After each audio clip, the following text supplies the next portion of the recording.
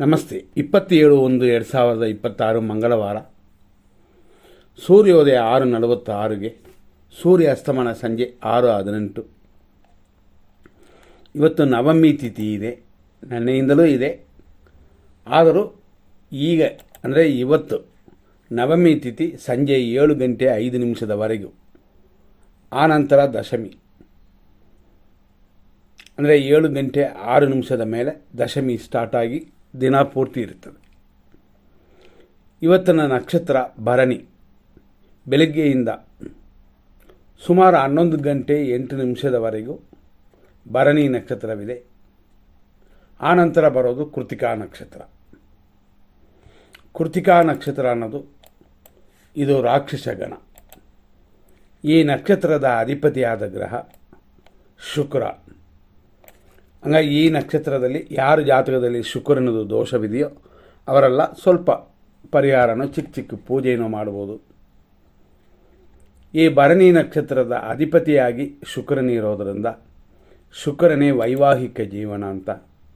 ಮನೆಯಲ್ಲಿ ವಿನಾಕಾರಣ ಏನಾದ್ರು ಚಿಕ್ಕ ಚಿಕ್ಕ ತಕರಾರುಗಳಿದ್ದರೆ, ಅಂದರೆ ನಾವೇ ತಿಳಿದು ತಕರಾರು ಮಾಡುವಂಥದ್ದು ಬೇರೆ, ಏನೋ ಮಾಡೋಕ್ಕೋಗಿ ಏನೋ ಒಂದು ತೊಂದರೆ ಆಗಿರುತ್ತದೆ.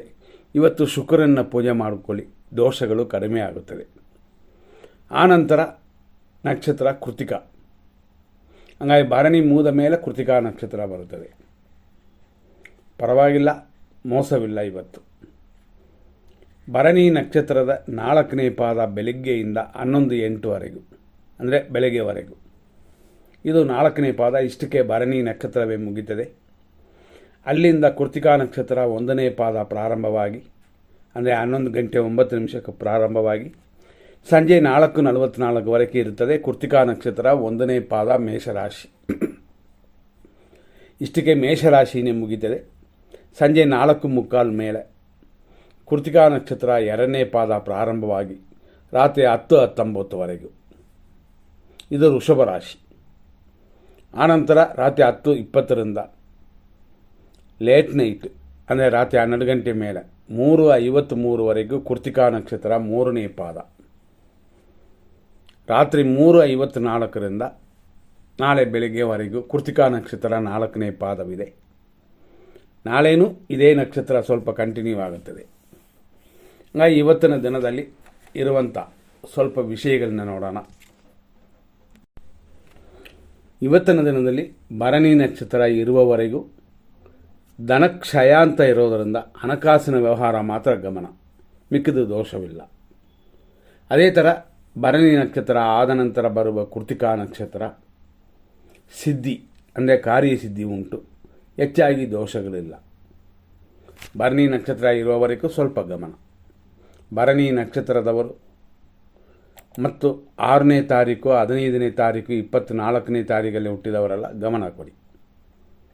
ಇದು ಇಲ್ಲಿಯವರೆಗೂ ನಾವು ಇಷ್ಟು ವಿಷಯಗಳನ್ನ ನೋಡಿದ್ವಿ.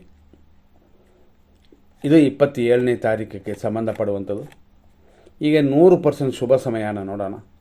6:46 9:03, 11:08 3:23 ಮಧ್ಯಾಹ್ನ, ಸಂಜೆ 4:54 ಸಂಜೆ 5:14, ರಾತ್ರಿ ಅಂದರೆ ಸಂಜೆ 7:07 ಮೇಲೆ ರಾತ್ರಿ 9:23. ಅದೇ ಥರ ರಾತ್ರಿ 12 ಗಂಟೆ ಮೇಲೆ ಶುಭವಾಗಿದೆ. ಕೆಲವು ಚಿಕ್ಕ ಚಿಕ್ಕ ಕಾರ್ಯಗಳನ್ನ ಮಾಡ್ಬೋದು. ಹಣಕಾಸಿನ ವಿಷಯ ಸುಮಾರು ಮಧ್ಯಾಹ್ನದವರೆಗೂ ಬೇಡ. ಮತ್ತು 100% ಅಶುಭ ಸಮಯಗಳನ್ನ ನೋಡೋಣ. ಬೆಳಗ್ಗೆ 9:05 9:51 ದುರ್ಮುಹೂರ್ತ, 9:39 11:06 ಯಮಕಂಡ ಕಾಲ, ಮಧ್ಯಾಹ್ನ 3:25 ಸಂಜೆ 4:52 ವಿಷಕಾಲ, ಮಧ್ಯಾಹ್ನ 3:25 ಮೇಲೆ ಸಂಜೆ 4:52 ರಾಹುಕಾಲ. ಅಂದರೆ ವಿಷಕಾಲವೇ ಇನ್ನೂ ಮುಗುದಿಲ್ಲ, ಅಷ್ಟರಲ್ಲಿ ರಾಹುಕಾಲವು ಸೇರಿ ಇದರಲ್ಲಿ ಇರುತ್ತೆ ಅಂತ. ಸಂಜೆ 5:16 ಮೇಲೆ 7:05 ಮೃತ್ಯು. ರಾತ್ರಿ 9:25 ರಾತ್ರಿ 10:59 ವಿಷ. ರಾತ್ರಿ 10:17 ಮೇಲೆ 11:47 ನಕ್ಷತ್ರ ವಿಷಘಟಿಕಾ ಕಾಲ.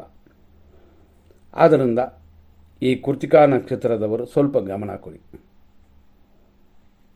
ರಾತ್ರಿ 11:18 ಮೇಲೆ ರಾತ್ರಿ 12:07 ಒಂದು ಸಮಯ, ಈ ಸಮಯದಲ್ಲಿ ದುರ್ಮುಹೂರ್ತವಿದೆ. ಇದೆಲ್ಲ ಅಶುಭ ಸಮಯಗಳು.